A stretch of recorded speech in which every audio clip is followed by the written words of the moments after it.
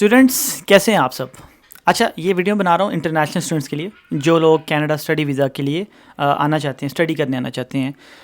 अभी recently visa ratio बहुत अच्छी है। स्टूडेंट वीज़ा रेशियो जो है पाकिस्तान से इतने वीज़ा नहीं लगते थे पहले, लेकिन अभी वीज़ा रेशियो बेटर हुई है, क्योंकि अभी तक इंडिया और कनाडा का आपस में जो एक सिचुएशन है वो चल रही है, जिसकी वजह से वहाँ की प्रोसेसिंग बहुत ही ज़्यादा स्लो है, या तो नहीं हो रही है तो बहुत ज़्यादा स्लो है। तो पाकिस्तान से डेफिनेटली बहुत सारे स्टूडेंट्स अप्लाई कर रहे हैं मास्टर्स के प्रोग्राम में या बैचलर्स डिग्री में। तो बहुत सारे स्टडी वीज़ा अप्रूव्ड हुए हैं, हमारे भी अल्हम्दुलिल्लाह बहुत सारे स्टूडेंट्स आ रहे हैं, आए हैं, और उम्मीद है कि आगे भी आएंगे। तो स्टडी वीज़ा जो है पाकिस्तान से पहले से अच्छा हो गया जी। वीज़ा रेशियो अच्छी हो गई है। एक तो उन्होंने आसानी काफ़ी कर दी है जी। SDS कैटेगरी ख़त्म कर दी है, जिसमें आपको GIC अकाउंट बनाना पड़ता था $20,000 का, आपको पूरे 1 साल की, मतलब दोनों सेमेस्टर की फ़ीस भरनी पड़ती थी, आपको IELTS की भी रिक्वायरमेंट थी। तो बहुत सारी उसमें चीज़ें ऐसी थी जो कि काफ़ी मुश्किल थी हर स्टूडेंट के लिए उनको टैकल करना। तो अब अगर SDS कैटेगरी नहीं है तो आपको सिर्फ 1 सेमेस्टर की फ़ीस पे करनी है, और आपको IELTS की रिक्वायरमेंट उसमें नहीं होती नॉन SDS कैटेगरी में। लेकिन मैं ये समझता हूँ कि अगर आप कनाडा आना चाहते हैं तो आपके पास IELTS में मिनिमम 6 बैंड्स होने चाहिए। तो IELTS ज़रूर कर लिया करें। बहुत सारे बच्चे मेरी टीम से भी कांटेक्ट करते हैं कि आसिम भाई स्टडी वीज़ा अप्लाई करें हमारा कनाडा का, और जब उनसे हम IELTS का पूछते हैं तो उनके पास IELTS नहीं होता। देखें, अगेन नॉन SDS कैटेगरी में IELTS की ज़रूरत नहीं है, लेकिन आप पाकिस्तान से हैं, कनाडा एक इंग्लिश बोलने वाली कंट्री है, इंग्लिश और फ्रेंच, तो आपके पास IELTS होना चाहिए। IELTS करें। यूनिवर्सिटीज़ की रिक्वायरमेंट अभी तक वैसे ही है। जितने आप मेरे साथ बहुत से स्टूडेंट्स हैं, उनको हम अपनी यूनिवर्सिटीज़ के जो है लिंक्स शेयर करते हैं, जो उनकी रिक्वायरमेंट्स होती हैं, वो देख रहे होंगे कि उसमें अभी भी IELTS की रिक्वायरमेंट्स हैं। IRCC की रिक्वायरमेंट नहीं है, लेकिन यूनिवर्सिटीज़ अभी भी आपसे IELTS मांग रही हैं। और आपको अच्छी यूनिवर्सिटी में एडमिशन लेना, आपको छोटे मोटे कॉलेजेस में एडमिशन नहीं लेना। अच्छे जो कॉलेज में आप ले सकते हैं, लेकिन कोशिश करें कि अच्छी यूनिवर्सिटी में एडमिशन लें, अच्छे कॉलेज में एडमिशन लें।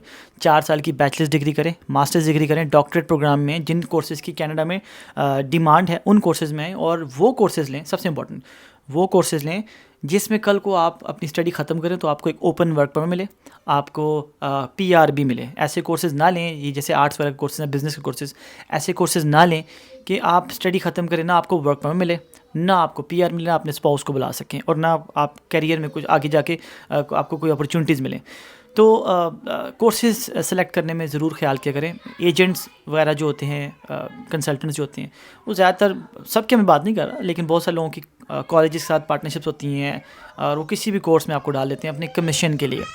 लेकिन आपकी ज़िंदगी है, आपने अपनी ज़िंदगी को खुद संवारना है, ठीक करना है। आप किसी भी लॉयर, कंसल्टेंट या एजेंट के पास जाएं। जैसे हमारे पास स्टूडेंट्स आते हैं, हम उनको वही प्रोग्राम्स बताते हैं, क्योंकि मुझे लगता है कि मेरी एक रिस्पॉन्सिबिलिटी है। मेरे पास एक बच्चा आया है, बड़ी उम्मीदों से आया है, किसी की माँ, किसी की बहन, किसी का बाप भाई अपने बहन भाई बच्चे को लेके आया, तो मुझे लगता है कि मेरी ऊपर बहुत बड़ी जिम्मेदारी है, और बड़े भरोसे से आते हैं।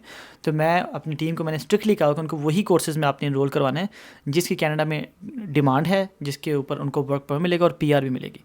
तो हम तो कोशिश करते हैं, लेकिन हर कोई इस चीज़ का ख्याल नहीं करता। लेकिन ये आपने ख्याल करना है, आपने अपनी रिसर्च कर जानी है। कनाडा की गूगल पे जाएँ, IITC की वेबसाइट पे जाएँ, वहाँ पे लिखें कोई जो कोर्सेज़ हैं जी, जो इन डिमांड कोर्सेज़ हैं, वो कौन से वाले हैं, आपको पूरी लिस्ट नज़र आ जाएगी। मैं कोशिश करूँगा मैं कोई वीडियो बनाऊँ नेक्स्ट टाइम में, जिसके ऊपर प्रॉपर जो कोर्सेज़ हैं ना, उनके बारे में डिटेल से बताऊँ कौन कौन से कोर्सेज़ इन डिमांड ऑक्यूपेशन में। लेकिन यूनिवर्सिटी में एडमिशन लें, अच्छे कॉलेज में एडमिशन लें, बैचलर्स डिग्री 4 साल की करें, या 2 साल का मास्टर्स हो, मिनिमम 16 महीने का होना चाहिए, और डॉक्टरेट प्रोग्राम में इन डिमांड ऑक्यूपेशन में जो कोर्सेज़ हैं इन डिमांड में, वो वाले कोर्सेज़ करें।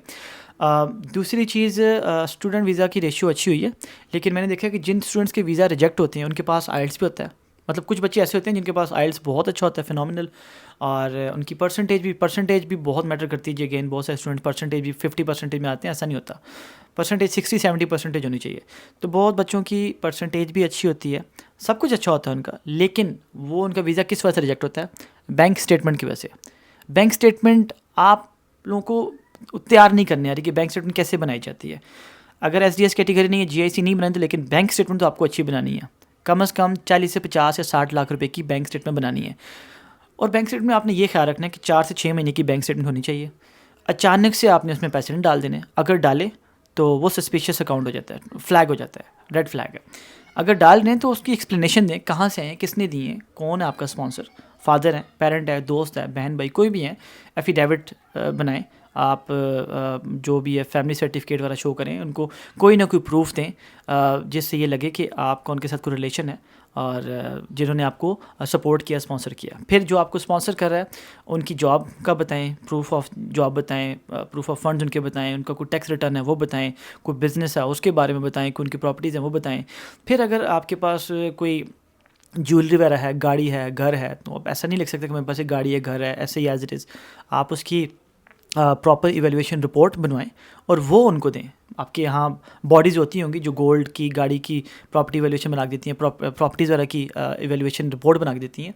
तो आप उनसे जाके इवैल्यूएशन रिपोर्ट बनाएं और वो भी आप अपने जो है फाइनेंशियल जो स्टेटमेंट है उसमें आप ऐड कर सकते हैं। तो बैंक स्टेटमेंट 4 से 6 महीने की, और उसमें कम से कम 1 साल के अपने जो है जो एक्सपेंसेस हैं, लिविंग एक्सपेंसेस, जैसे कनाडा में अगर आप बात करें, किसी भी प्रोविंस में जाएं, ओंटारियो, वैंकूवर, दो बड़े बड़े, टोरंटो, वैंकूवर, दो बड़े शहर हैं जहाँ पे स्टूडेंट आना चाहते हैं।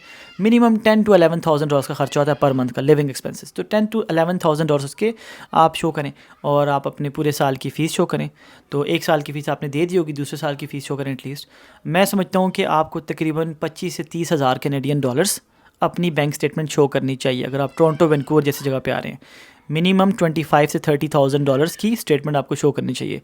अटलांटिक प्रोविंसेस जा रहे हैं, मैनिटोबा जा रहे हैं, अल्बर्टा जा रहे हैं, विनिपेग वगैरह, तो आप मिनिमम 20 से 25,000 डॉलर्स की अपनी बैंक स्टेटमेंट ज़रूर शो करें, जो कि तकरीबन 40 से 50 लाख रुपये बनती है। और अगर टोरंटो, वैंकूवर जैसी जगह आ रहे हैं तो आप 50 से 60 लाख रुपए की बैंक स्टेटमेंट शो करें और अचानक से पैसे न डालें, थोड़े थोड़े करके आप अपने पैसे जो एक स्टेटमेंट जैसे बनाई जाती है वैसे बनाएं। अगर किसी ने दी है बड़ी अमाउंट आपके पास कोई आई है तो उसकी एक्सप्लेनेशन ज़रूर दें, ठीक है जी। और proof of funds, job letter बताएं जिसने भी आपको सपोर्ट किया, और बिज़नेस कोई रजिस्ट्रेशन है बिज़नेस का बताएं, उनका टैक्स अगर उन्होंने फ़ाइल किया उसका बताएं, कोई प्रॉपर्टी वगैरह है तो प्रॉपर्टी की वैल्यूएशन रिपोर्ट बताएं। तो इन चीज़ों का ख्याल करें। 4 से 6 महीने की बैंक स्टेटमेंट ज़रूर बनाएं। ऐसे नहीं कि अचानक से STS कैटेगरी ख़त्म हुई है तो सब, बहुत सारे मैंने देखा स्टूडेंट एकदम से लाइनों में लग गए, हमारा स्टडी वीज़ा अप्लाई करें। हम बहुत सारे स्टूडेंट्स को भेज रहे हैं वापस कि भाई IELTS ठीक करके आओ अपना, और अपनी बैंक स्टेटमेंट अच्छी से बना के और 4 से 6 महीने का टाइम लो, और थोड़ा अभी से तैयारियां शुरू कर लें, क्योंकि 4 से 6 महीने तो आपकी बैंक स्टेटमेंट बनाने के लगेंगे और उसके बाद अप्लाई करेंगे तो थोड़ा सा टाइम भी लगेगा। 2 से ढाई महीने का प्रोसेस तो है अब स्टडी वीज़ा का, बहुत सारे लोग कम कहते हैं, लेकिन वी आर डीलिंग दिस, हमें पता है कि थोड़ा सा टाइम लग जाता है, 1.5 से 2 और ढाई महीने तो लग ही जाते हैं। तो ये कुछ चीज़ों का ख्याल करें। अगर आपके पास IELTS नहीं है, परसेंटेज कम है, तो यस हमारे पास US का ऑप्शन है, स्वीडन का ऑप्शन है, चाइना का ऑप्शन है, रशिया का भी ऑप्शन हमारे पास होपफुली आ जाएगा। लेकिन यूरोपियन कंट्रीज़ का ऑप्शन है हमारे पास, आयरलैंड का है, अमेरिका का हमारे पास ऑप्शन है स्टडी वीज़ा का। तो अगर आप कनाडा के लिए एलिजिबल नहीं है, अगर पाकिस्तान से कहीं जाना चाहते हैं, कुछ करना चाहते हैं, मैं समझता हूँ जाना चाहिए, इस वक्त निकलना चाहिए अच्छी किसी कंट्री में, यूरोपियन कंट्री में जाना चाहिए, अमेरिका जाना चाहिए, UK में हमारे पास बहुत अच्छे कॉलेज यूनिवर्सिटीज़ हैं, अमेरिका में हमारे पास हैं, आयरलैंड में है, जर्मनी का जो है अभी हमने शुरू नहीं किया, जब करेंगे तो उसका बताएंगे। लेकिन ये जिन कंट्रीज़ का मैंने आपको नाम लिया है, बताया, इन सब जगह पर हमारी पार्टनरशिप्स हैं।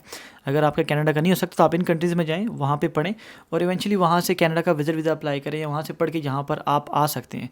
पाकिस्तान से बाहर जाएंगे ना तो आप हर जगह जा सकते हैं। पाकिस्तान में रह के अगर कनाडा के ट्राई करेंगे, इधर जाएंगे तो कहीं नहीं जाएंगे, तो फिर कुछ लोग नहीं आ सकते, तो बैठे रहते हैं। तो कोशिश करेंगे अगर कनाडा का नहीं हो सकता तो बाकी किसी कंट्री में भी आप अप्लाई कर सकते हैं, अमेरिका वगैरह में स्टडी वीज़ा अप्लाई कर सकते हैं, UK में कर सकते हैं। अगर आपको हमारी हेल्प चाहिए तो आप हमें info@asamserproductions.com पर ईमेल कर सकते हैं। मैं आपको अपनी टीम से, मेरी टीम वहाँ पर होगी, आप अपनी जो है अपनी एजुकेशनल डिटेल्स उनको बताएं, अपना IELTS का स्कोर बताएं, अपनी परसेंटेज बताएं, ये सारी चीज़ें बताएं। अगर उनको लगा कि कनाडा के लिए आप फिट हैं तो आपको कनाडा के लिए गाइड करेंगे, आपको फर्दर एडमिशन में भी हेल्प करेंगे मेरी टीम। और अगर उनको लगा कि आप उसके लिए फ़िट नहीं है तो आपको बाकी जगह की भी आपको रिकमेंडेशन दे सकते हैं, वो US, UK वगैरह, आयरलैंड वगैरह, तो ऑस्ट्रेलिया वगैरह के भी ऑप्शंस हमारे पास हैं। तो ये कुछ चीज़ें थी जी। स्टूडेंट वीज़ा की रेशियो अच्छी हुई है जी। नॉन STS कैटेगरी में आप बिल्कुल अप्लाई कर सकते हैं, बैंक स्टेटमेंट 50 से 60 लाख रुपए की हो। मास्टर्स में अप्लाई करें, बैचलर्स डिग्री में अप्लाई करें, अच्छे उन प्रोग्राम में अप्लाई करें जिनकी कनाडा में डिमांड है कोई तो, और बैंक स्टेटमेंट का ख्याल करें, और IELTS करें कनाडा के लिए, कम से कम 6 बैंड्स लें। अगर नहीं होता, आप कनाडा के लिए एलिजिबल नहीं तो बाकी कंट्रीज़ में भी आप ट्राई कर सकते हैं। But that's it. ये स्टूडेंट वीज़ा के ऊपर कुछ इंपॉर्टेंट बातें थी जो मैं आपसे शेयर करना चाहता था। स्टूडेंट्स के साथ बहुत ज़्यादा आजकल इंट्रैक्शन हो रही है, हम जितने हमसे हो सक रहे हैं हम स्टडी वीज़ा अप्लाई कर रहे हैं, लेकिन इसमें कुछ चीज़ें होती हैं जो मैं वीडियो में मैं समझता हूँ कि बता देनी चाहिए, क्योंकि सबको इंडिविजुअली बताना बड़ा मुश्किल है और मेरी टीम बड़ी परेशान हो जाती है जब इतने ज़्यादा सवाल लग जाते हैं। तो आई रियली होप कि इस वीडियो से आपको काफ़ी चीज़ें समझ आ गई होंगी। अगेन कोई हेल्प चाहिए तो आप मेरी टीम से कांटेक्ट कर सकते हैं info@asamserproductions.com पर। आपसे मिलते हैं अपनी अगली वीडियो में। अपना और अपनी पूरी फैमिली का बहुत बहुत ख्याल रखिएगा। अस्सलाम वालेकुम एंड हैप्पी विंटर।